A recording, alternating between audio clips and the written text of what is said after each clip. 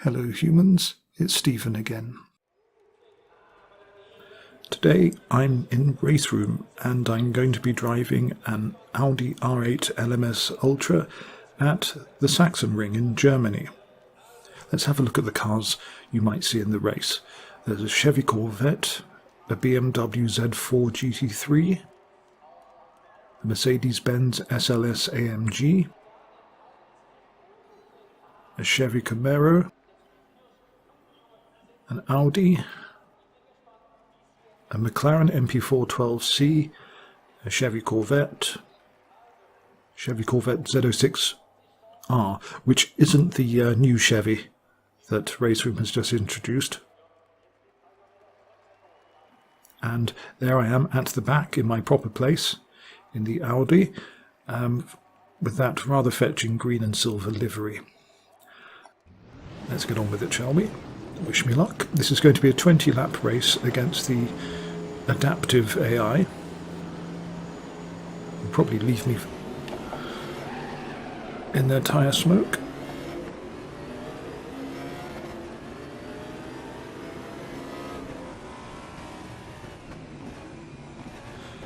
And as usual, if you can hear any rattling, I do apologise. It's my steering wheel. Speaking of steering wheels, I've got the virtual one on,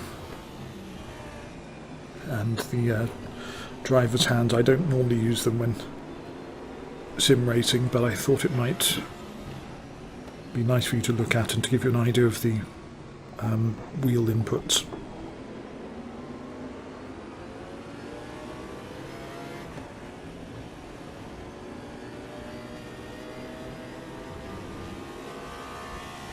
Now these cars are from the ADAC 2014 pack. ADAC, brace yourselves, German speakers, stands for Allgemeiner Deutscher Automobilclub. And I'm not going to say that again. You'll be relieved to hear. And they do actually hold races at this circuit, so this is pretty authentic, if slightly out of date.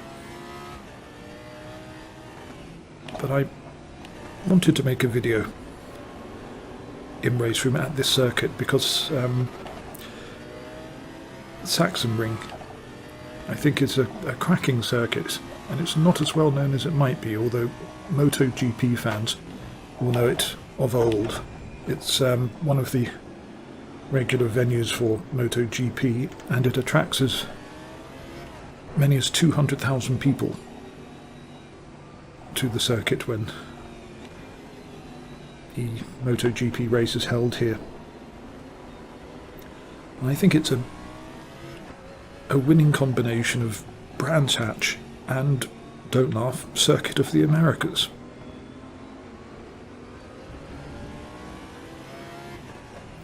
I say Brands Hatch because of the undulations. It makes very good use of the landscape, as you've probably noticed.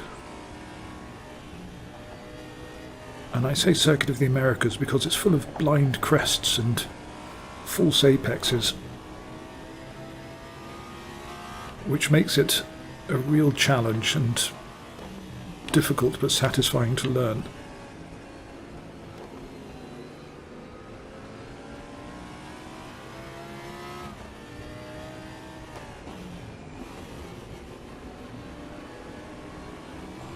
Managing to keep up.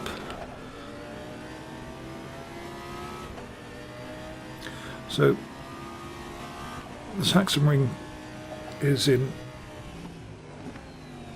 eastern Germany. And I mention that because that's the reason it was built. It was started as a project to revitalise the local economy after the reunification of Germany. And it's a very impressive motorsports facility. There's karting facilities. I think there's a rally track or training track. There's an aquaplane facility.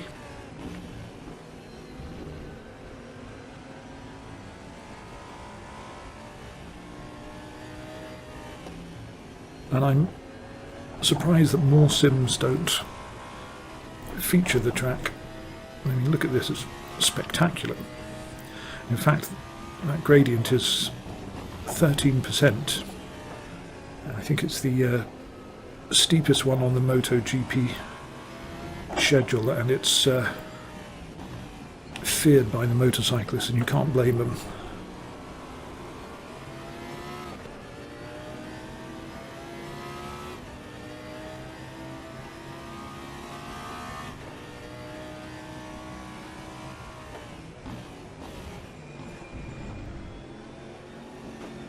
Now this is the Coca-Cola curve.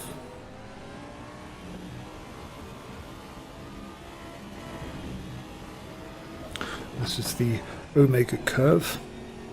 Very confusing camber to it.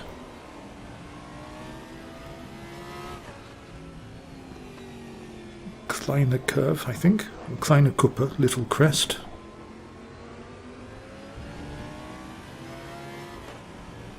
Karthallen, there's the Karthal on the right. There's the grass.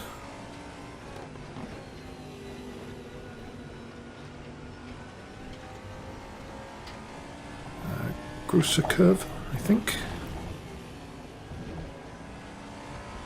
And this is Paddock 1, although it does have another better name, which I'll tell you about next time around.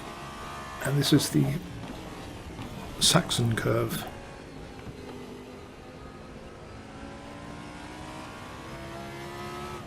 And this is Queckenberg. It's very easy to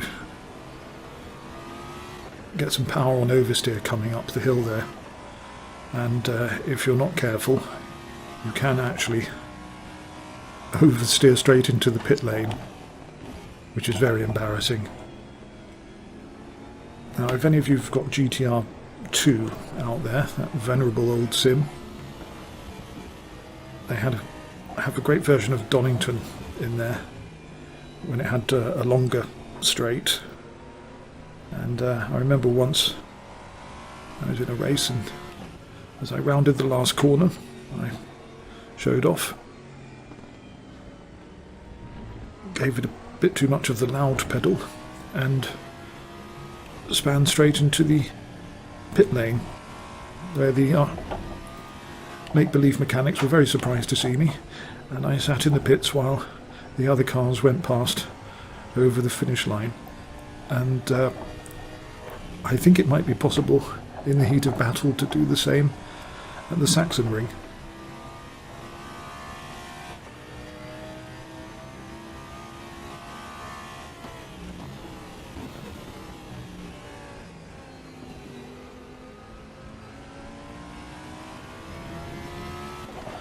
Now I mentioned Brands Hatch, and it's fairly obvious why you could compare it, but Circuit of the Americas, look, that's a blind crest and a difficult one as well.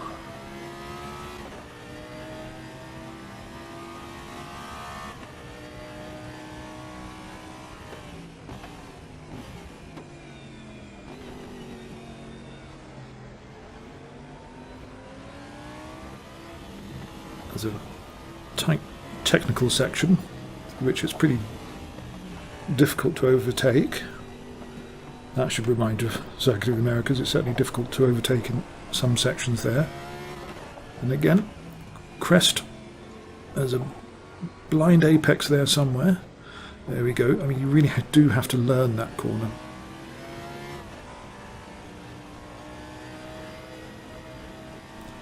Under the VW Saxon Bridge. And again, this is completely blind. And it's a make-believe apex, it's just a curb there. And same here, this apex just appears in time, and again you've got to trust it. And the Saxon curve is a fantastic corner, really challenging. Find the apex, where is it? It's not there, it's not there, it's around there somewhere. And it's very easy to drift the car out into the massive gravel trap. Again, Ginger with the power, onto the grass, not good.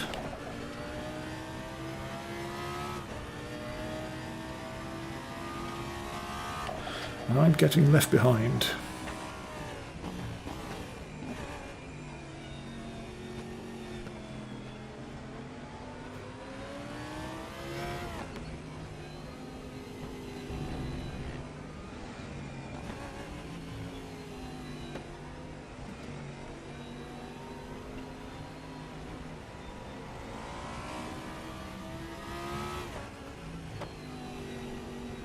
Let's swing the car out, trust the apex to be there, and off we go.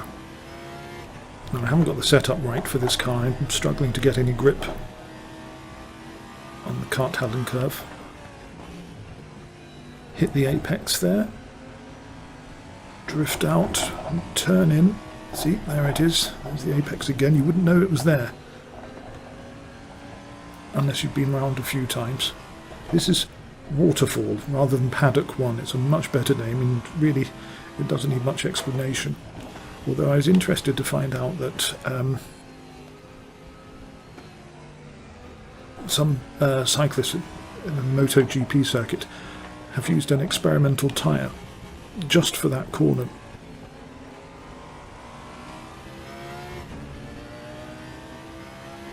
I'll explain that when I get there.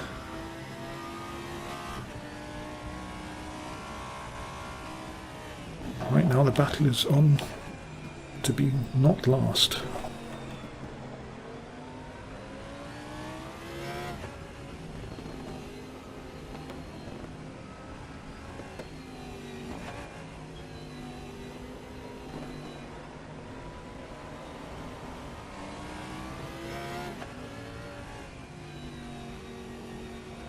That's it, miss that apex and come in. Camaro's huge, isn't it?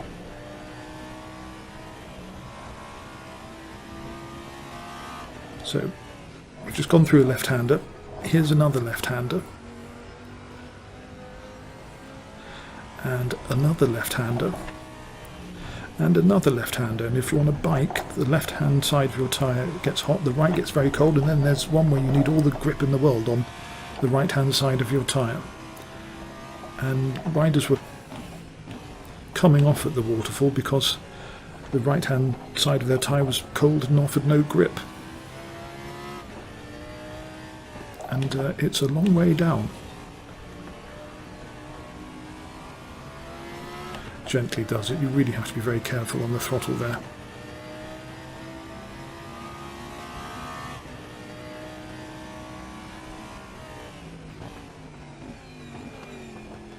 Right. I need to get past this thing. The other cars are more than 6 seconds ahead, and you're not going to see them by the end of the video.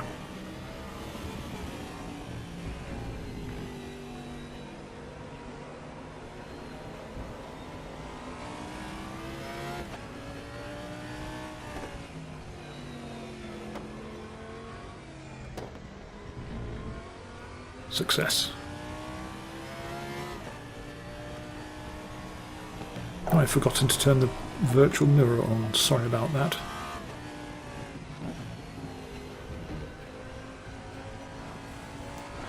And turn in.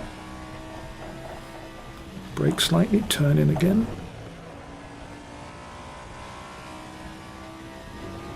That's more like it. And so it's really enjoyable if you get it right. This corner is just a mystery to me.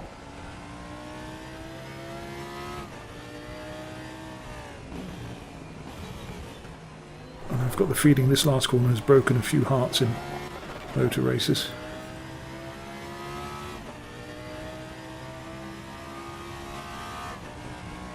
Right, half distance.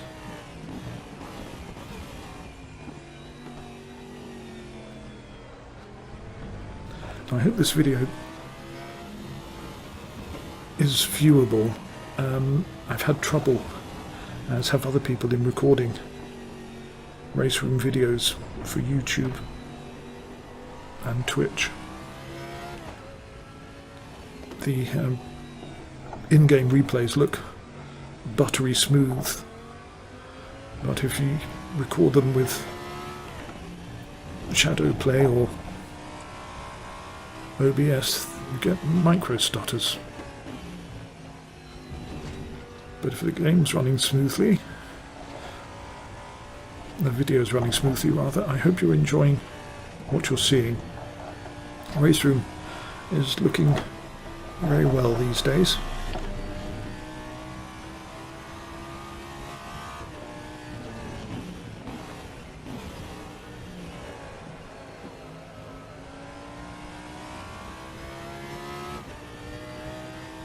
And you may have heard they've just had a large update. One of the major features is that it's now got a 64-bit version, which might mean you get slightly higher frame rates if you're lucky, but really it means that the game can hold more objects in its memory when it's loading. So loading times have definitely shortened, which is a blessing because they were too long. And it should mean that you'll be able to run races with more AI cars, but don't quote me on that. There's also been a big update to the GT3 cars. Again, this won't come as a surprise to you if you're a fan of Raceroom.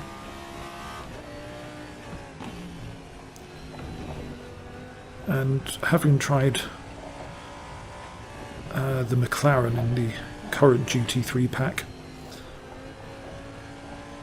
I can safely say that the braking modulation is now very good, even with my spongy Driving Force GT pedals, which are not good. The braking, is much better. And I've been actually very surprised by how it's helped me to attempt overtakes and whisper it dive bombs.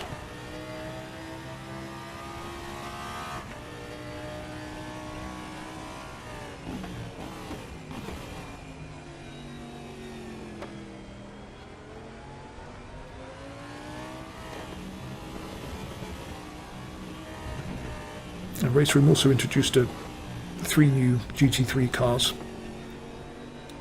an Audi, a Corvette, and Mercedes, I think. And that's all the detail you're going to get, because the details slip my mind.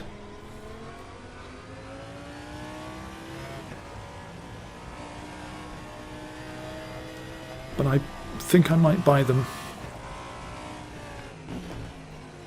when the Porsche comes out. There's a number of Porsches coming to Raceroom, I'm glad to say.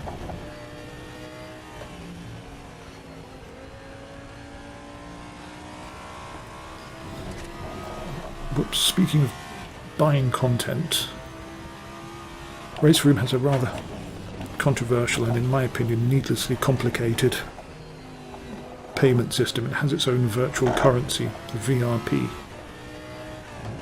You can either choose to pay for things in your own currency, or you can buy the virtual currency and get a discount. And you can buy individual items or items in packs. And it can get rather convoluted and complicated, and I think it has put off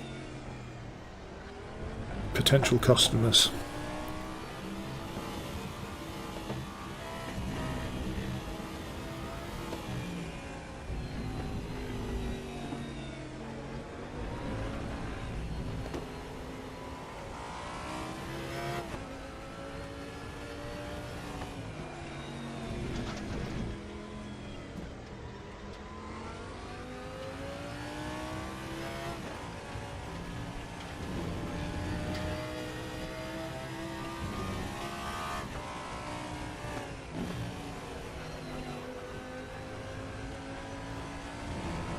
But I think the sim has matured.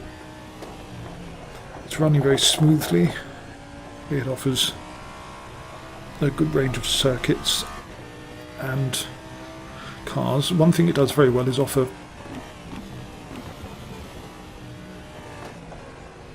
complete rosters of cars. If you want to, for instance, run the 2014 ADAC races, you can, with the cars supplied. There's various seasons of DTM,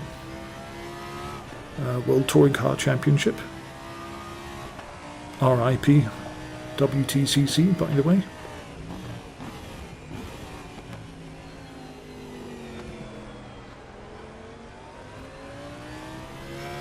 There's Group 5s, some Formula cars, so it's a good range.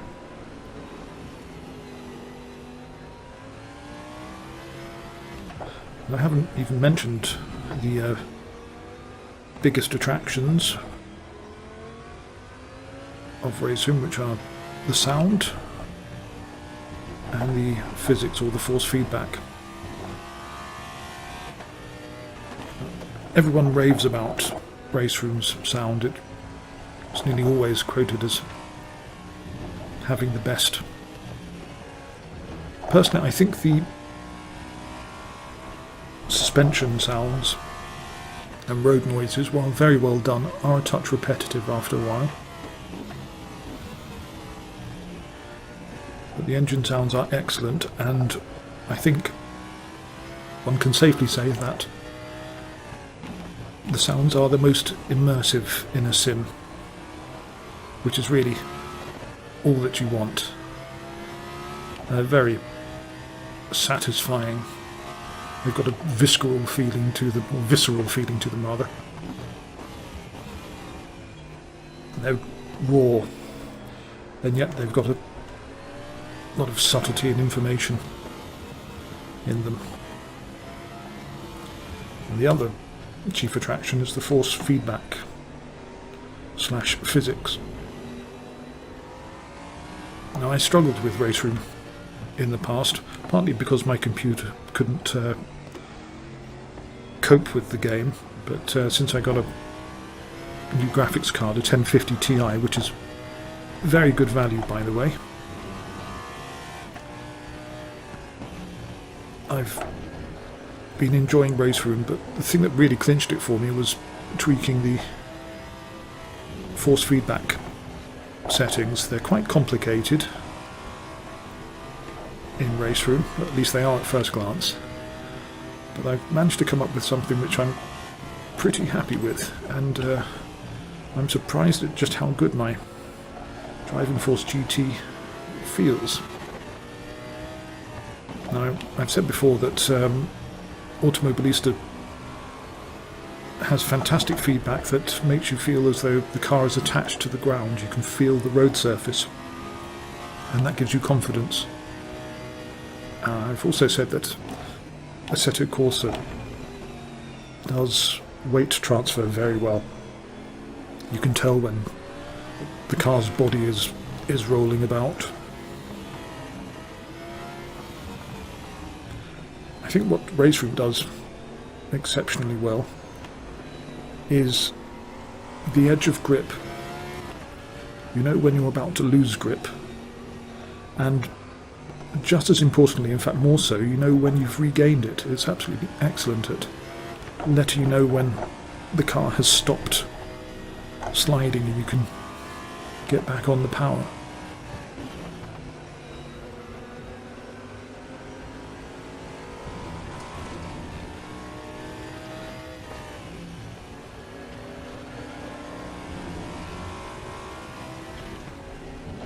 Now, if there aren't any Driving Force GT owners out there who'd like me to make a video about Raceroom's force feedback and the settings I use for it, please let me know in the comments and I'll have a go at it. Whoops-a-daisy, there we go. See what I mean about ending up in the pit lane.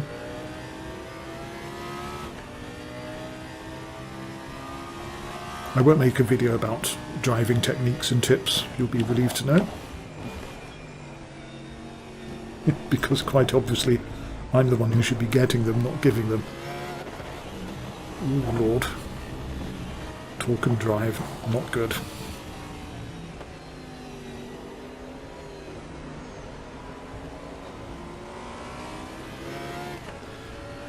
But I've been playing Raceroom a lot recently, and I've really enjoyed it. The AI is excellent. I've been surprised how good it is. One thing that's made a big difference is that Raceroom has improved the collision physics. Now it sounds like a little thing, but it's actually fantastic for when you're racing. A common problem with racing sims is that if you bump into the AI or vice versa, you tend to cannonball off the track and that's the end of your race, or the same happens to the AI, rarely both. But the collision physics have been sorted here in that if the cars bump into each other, the movement is believable. You can save your car. And it makes racing with the AI much more enjoyable. It's surprising. There's one thing Automobilista has never got right. Their collision physics aren't good. The game tends to judder. That's a failing of the old software engine that they're using.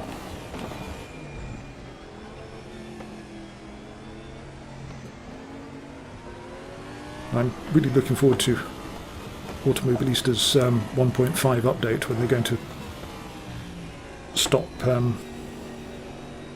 development on the sim, because I think they're going to be introducing a new car manufacturer to the sim, and then they're going to start on Automobilista 2 or whatever they might call it. And the more sims the merrier as far as I'm concerned. But I haven't been playing Automobilista for the last couple of days because the Windows 10 update, the creators update, broke the anti-aliasing on Automobilista, which isn't Riser Studios' fault. They can't do anything about it until Windows or Nvidia fix it. And this Saxon curve is just great fun. Ah, he went wide there. Well, I've overtaken a grand total of 1 car in this race so far. But Raceroom has got its second wind, I think. It got off to a rocky start. And I know that there are Porsches coming to the sim, and there are some new circuits as well, which I think will be here sooner rather than later. And what with the new physics that hopefully will gradually come to all of the cars, and the brake modulation, which makes the cars easier yet more exciting to drive, and if they keep producing audio of this quality and indeed visuals of this quality, then I think they should be set fair, but I do wish they'd change their pricing structure. Anyway, enough about that. Let's get on with this, shall we?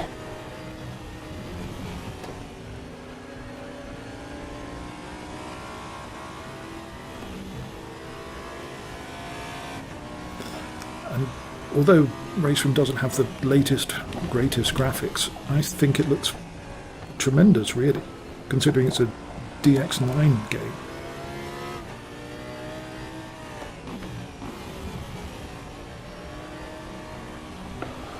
Right, stay with him.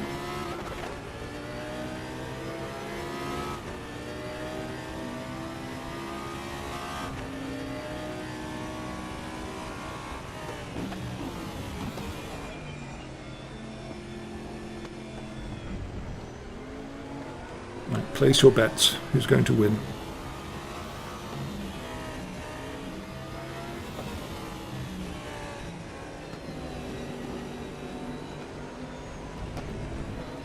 That's the thing about racing sims. I'm a pretty poor driver and I'm almost at the back of the pack, and yet I'm having a good tussle here.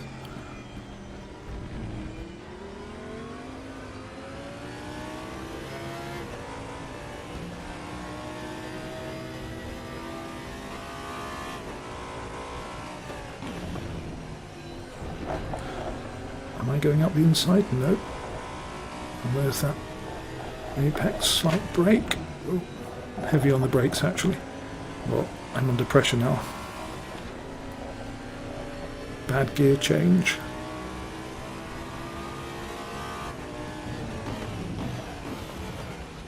The Saxon curve is just tremendous, especially when you're racing it.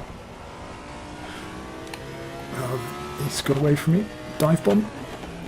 Has to be. Slight touch.